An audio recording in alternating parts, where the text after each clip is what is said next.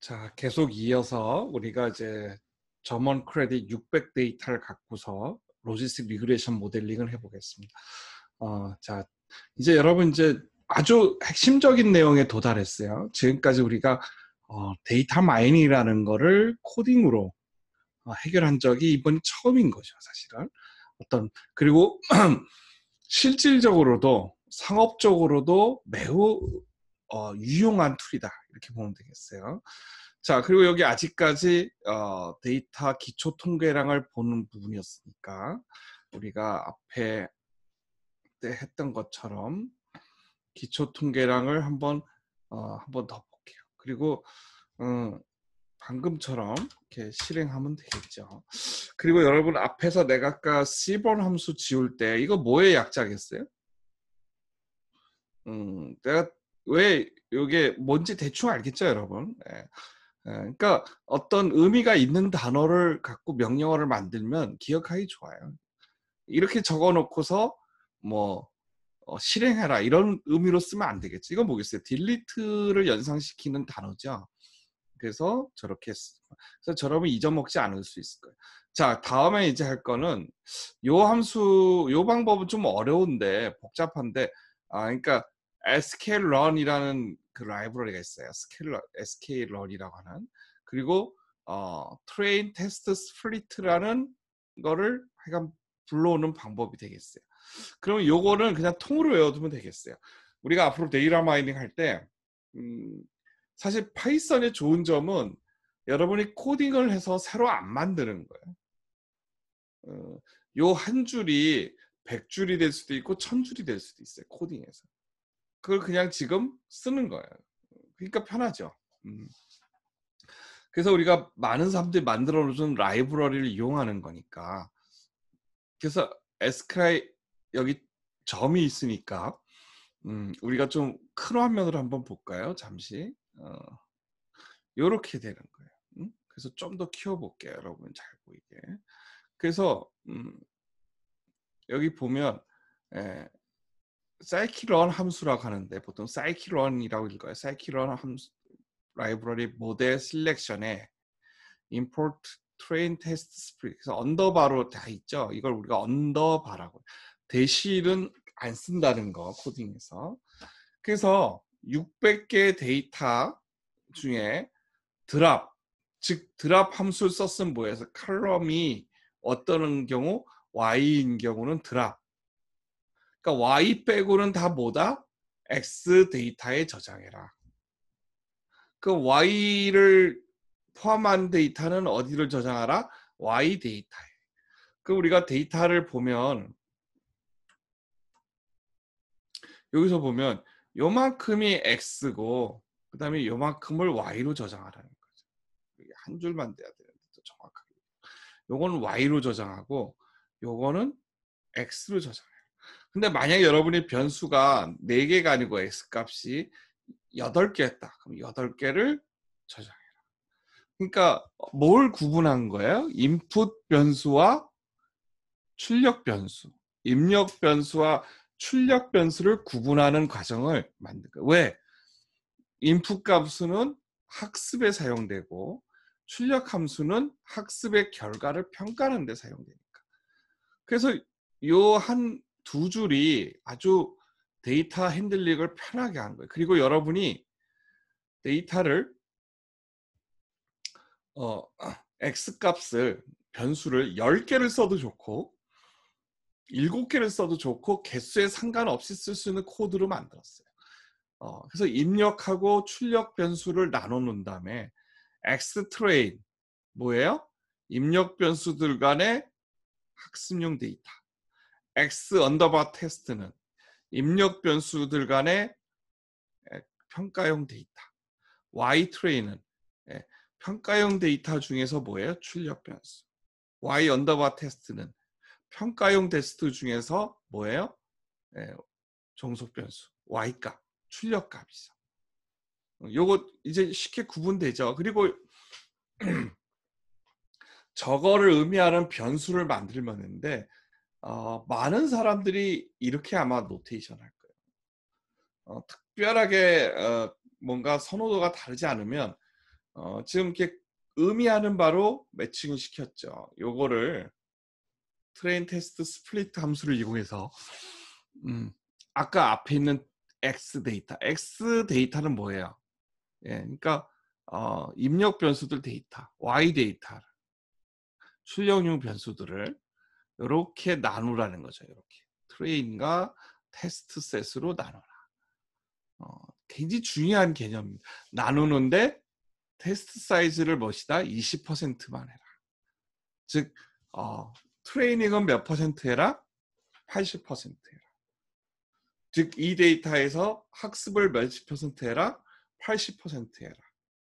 그리고 평가용 데이터를 몇 퍼센트 쓰라? 20% 쓰라. 이런. 이게 만약 0.3이면요. 30% 하라는 얘기죠. 그냥 나머지는 그냥 이렇게 이대로 쓰면 되겠어요. 그래서 여기 요 네 줄만 갖고도 데이터를 학습용 데이터와 평가용 데이터를 랜덤하게 자른 거예요. 만약에 이걸 랜덤하게 안 하고 어떤 변수들 600개 중에서 이 행은 학습용이고 이 행은 평가용이라는 걸 수작업으로 하고 싶다면 코드를 좀 다르게 짤 필요 있어요. 근데 여기서 수작업이 왜 필요하냐 그러는데 때에 따라서는 어떤 행, 즉 레코드가 트레인으로 사용되는지 테스트로 사용되는지가 매우 중요해요. 그래서 그거를 정교하게 컨트롤하고 싶을 때 라벨링 하는 거예요. 여러분들 중에 혹시 코딩에 자신 있는 학생은 한번 챌린지 해보세요. 다음 수업 시간에 혹시 완성한 코드가 있으면 우리 클래스에서 자랑해도 좋아요. 우리는 이 다음 단계 기법인 의사결정 나무에서 배우고 그 기법을 적용해 볼게요. 그때까지는 여러분이 한번 챌린지 해보기 바랍니다. 그 다음에 이제 로진 모델을 구축하는데 자, 셋을 나눴으니까 어떻게 돼요? 학습시켜야겠죠. 학습시킨다면 뭐 해야 돼요? 예측해야 되죠. 이 순서를 여러분께서 코드를 외우지 말고 순서를 내가 잘 이해하라고 그랬어요. 그래서 사이클런 라이브러리의 리니어 언더바 모델 함수를 이쪽 라이브러리에 들어가서 로지스틱 리그레션을 가져오면 되겠어요. 그럼 이 로지스틱 리그레션 함수를 기니까 리니어 리그레션 LR로 또는 로지스틱 리그레션이죠. 리니어 리그레션이 아니고 LR로 약자로 이렇게 만들었어요. 이거 얼마든지 다르게 여러분이 해도 됩니다. 코드 연습을 많이 하는 방법은 내가 알려준 변수를 그대로 안 따라주고 여러분이 원하는 변수로 이름을 적고 코드를 만들어. 그리고 가급적 오늘 한 코드는 무조건 외워야 돼요. 어떻게 외워야 되냐면 종이에다 코딩할 때 이 정도는 쓸 수 있어요. 근데 이 정도 이게 어렵다고 느끼지만 지금 거의 끝까지 다 배웠어요. 데이터 마이닝 우리가 벌써 반 학기 이상을 열심히 했는데 그 내용이 오늘 한 내용에 다 들어있는 거예요. 그래서 이거는 거의 완전히 외워야 돼요. 외우고 어떻게 되냐면 백지에다 놓고 여러분이 코딩을 직접 할 수 있어야 돼요. 초보자라도. 이걸 못하고 데이터 마이닝 했다고 할 수가 없죠, 여러분. 그리고 나중에 뉴럴 네트워크는 뭐만 바뀌겠어요? 요것만. 디시전 트리는 뭐가 바뀌겠어요? 요것만. K-니어스 네이버, 사례 기반 추론 뭐만 바꾸면 되겠어요? 이것만. 서포트 벡터 머신 뭐만 바꾸면 되겠어요? 요것만. 딥러닝 뭐가 바뀌면 되겠어요? 요 함수만. 그러니까 얼마나 간단한 건지 알겠죠, 여러분? 앞으로. 그러니까 지금 것만 알면 로짓은 아는데 그 다음은 이해 못한다. 이런 사람 잘 없어요. 여기가 이해가 안 되기 때문에 뒤도 이해가 안 돼요. 그래서 여기 있는 코드를 여러분이 아주 전문성 있게 외우면 좋겠다. 그래서 함수를 기니까 그냥 짧게 만든 것밖에 안 되겠어요. 쉽게 해서 이 함수를 여기다 넣은 거예요. 로진 모델을. 그리고 이거를 요 핏을 만들었잖아요. 이걸 학습시키는 거예요. 뭘로요? 트레이닝 데이터를 갖고 애초에 이렇게 하기로 했잖아요. 우리가 트레이닝 데이터에서 학습을 시키기로 했으니까. 그리고 이 학습된 데이터를 갖고 어떻게 돼요? 프리딕션 해야겠죠. 그럼 이런 거를 우리가 순서대로 만들어 놓고 하는 거를 다 일일이 코딩했다면 정말 오랜 시간이 걸릴 거예요. 그 매우 높은 난이도가 될 거고. 근데 누누이 얘기하지만 파이썬에는 미리 이렇게 만들어진 라이브러리와 함수를 이용하기 때문에 편한 거예요. 그래서 우리가 절차와 개념만 잘 이해하면 되겠어요. 엑스트레인을 프리딕션해서 이건 했어요. 했는데 인간이 눈으로 안 보니까 프리딕션 한 걸 모르잖아요. 그거를 어디다 넣는 거죠? 그냥 이 변수에 저장하라. 또 이건 뭐예요? 이것도 테스트 언더바 프리딕션. 여기에 테스트 셋에 대한 평가 값을 넣어라. 이거죠. 그러면 이 값이 우리가 눈으로는 안 보이잖아요. 안 보이니까 이 프린트라는 함수를 한번 가르쳐 줄게요. 뭐냐면 이 스코어라는 함수에다가 x트레인인가 y트레인 뭐겠어요? 합승용 데이터셋. 그 다음에 이쪽은요. x테스트, y테스트는 테스트셋, 즉 평가용 데이터. 이 두 개로 어떻게 해라? 값을 인쇄해서 우리가 볼 수 있게 해달라. 그럼 로진 모델 다 한 겁니다. 지금 한번 이제 코드로 돌아가서 해볼게요. 자, 600개의 데이터 갖고 한번 실행해 봤어요. 아직 이제 여러분한테 이 값이 전달이 눈에 보이질 않는데 이걸 갖고서 여러분 트레이닝을 시키는 코딩이 됐어요. 그럼 끝난 거예요. 우리 진짜 비즈니스 데이터 마이닝 지금 12주 차인데 정말 여러분들이 고생하면서 열심히 어려운 내용을 이해하려고 하는데 끝난 거예요. 지금 이 두 번의 명령 줄로. 총 몇 줄이에요? 8줄로. 그리고 이 값이 잘 됐는지를 프린트 함수에다가 결과를 한번 넣어서 뿌려보게 하니까 어때요? 트레이닝이 61.7%, 그 다음에 평가용이, 검증용이 58.3%. 그렇게 잘 된 건 아니지만 그래도 뭐 나름대로 선방했다고 보고, 그 다음에 이제 우리가 이걸 갖고 더 튜닝을 하는 거예요. 자, 그럼 이제 뉴럴 네트워크도 그렇고 디션트도 그렇고 똑같은 거니까 여러분 여기 로지스틱 리그레이션 요 단계 잘 이해하도록. 의외로 너무 간단해서 여러분 당혹스럽죠. 자, 그 다음에 이제 마지막으로 여기까지 해서 끝을 내도 돼요. 근데 이왕 하는 김에 하나만 더 해보면 컴퓨전 매트릭스가 있어요. 보면 퍼포먼스 매트릭스예요. 그럼 이제 퍼포먼스 매트릭스는 뭐냐면 우리가 사용하는 다양한 메저, 프리시전, 리콜, F1 스코어, 서포트 값, 이 값들을 이 과정별로, 즉 건전한 집단과 그 다음에 부실한 집단별로 그 통계라 이렇게 각각을 내고 또 이거를 전체로도 한번 내주는 그런 표를 만드는 게 되겠어요. 그러면 우리 앞에 좀 전에 앞에 여기서 요거를 하면은 몇 퍼센트라는 게 나오는데 그걸 우리가 뭐라고 한다? 히트 레이쇼, 적중률이라고 하는데 적중률보다 한 단계 더 이상이 되는 걸 그걸 찾아야겠죠. 그게 이제 여기서 우리가 얘기할 거예요. 그럼 한번 볼게요. 컴퓨전 매트릭스를 만들기 위해서 이것도 디자인이 돼 있는 걸 갖다 쓸 거예요. 여러분이 새로 안 합니다. 그 다음에 트레인 데이터의 컴퓨전 매트릭스를 만들 거예요. 이때 내가 왜 테스트 데이터에 대해서 안 만들었느냐? 그건 있어요. 일단 학습용 데이터만 갖고 먼저 따로 할 거예요. 그럼 컴퓨전 매트릭스 만들면 이게 이렇게 나오게 돼요. 그리고 아마 요즘 중국이 바빠서 이거를 해줄 줄 모르겠지만 여러분 미안해요. 내가 좀 이따가 중국 교수님들하고 회의를 하다 보니까 말이 헛나왔네.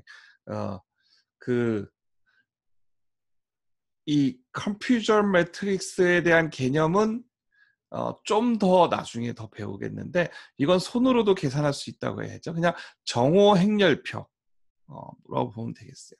그 다음에 스케일러에서 에큐리시 스코어를 뽑아서 이렇게 정확도를 계산해서 방금처럼 0일로 클래시피케이션 리포트를 만들면 우리가 원하는 것들이 쭉 나온다. 그럼 이걸 한번 실습해 보겠습니다. 자, 여기 이렇게 나오는 것도 좋은데요. 히트 레이쇼가. 이 방법이 좀 복잡하긴 한데 앞으로 이 방법은 그대로 계속 쓸 거니까 그냥 갖고 있으면 되거든요. 그러면 정오행렬표를 만들어 볼게요. 뭐에 대한 정오행렬표예요?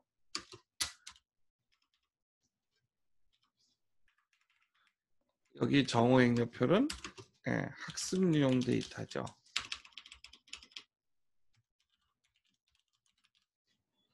자, 한번 만들어 볼게요. 훨씬 보기 좋죠.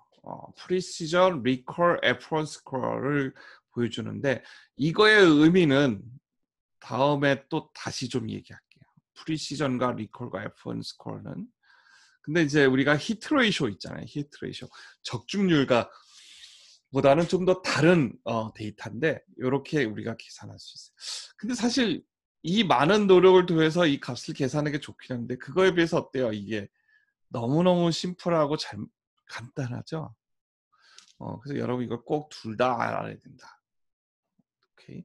그리고 당연히 데이터 마이닝 했는데 프리시전 리콜을 모르고 계산하는 걸 껄끄러 한다.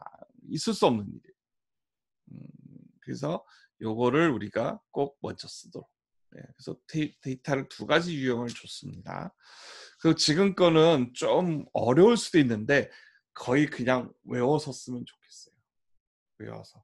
그래서 여러분이 아주 숙달이 돼서 이거 부분은 항상 앞으로 디시전 트리를 하든 뉴럴 네트워크를 하든 뭐 우리 이번 학기에 뉴럴 네트워크까지 배우지는 않지만 뭘 하든지 이렇게 쓰면 되겠어요.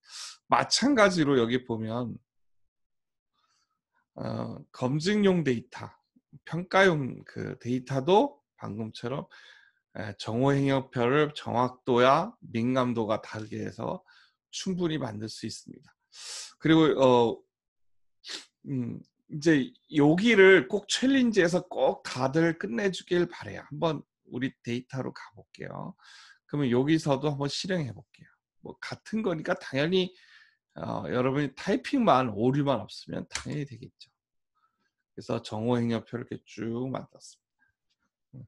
자, 그래서 우리가 로지스틱 리그레이션을 지금까지 쭉 끝냈는데 어때요? 생각보다 매우 간단하다. 그리고 여러분 물론 내가 데이터를 매우 적게 쓸 수 있게 코드를 바꿔놨지만 어때요?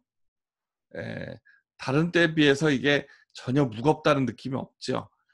그래서 그만큼 로지스틱 리그레이션이 안정적으로 잘 쓸 수 있으니까 여러분들 특히 컴퓨터공학과 학생들이 이런 비즈니스 룰을 배워서 할 때 제일 약한 게 뭐냐면 방금과 같이 이렇게 해석하고 여러 가지 다양한 걸 넣는 거예요. 그래서 요분들을 한번 여러분들도 연습을 해서 따라해 보면 좋겠습니다.